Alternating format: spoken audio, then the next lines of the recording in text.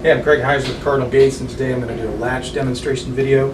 This is our Stairway Special. The latch for this gate is the same as our outdoor safety gate, so they both function in the same way.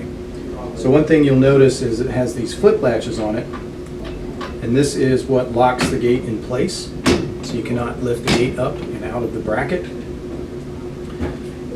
It's all metal construction, so there's nothing to break or tear up.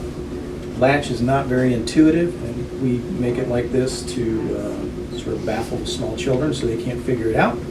So the way that this latch works, I always like to use my hand that's sort of in the middle of the gate, not the one that's by the wall. So coming from this side would be my left hand, coming from that side would be my right hand. Thumb and first finger push down. The rest of your hand goes underneath the gate, lifts it up.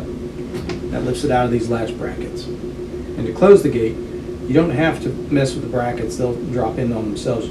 It's easy just to lift up in the middle of the gate, drop the two pins in the latch bracket, and it's locked in place. Thank you.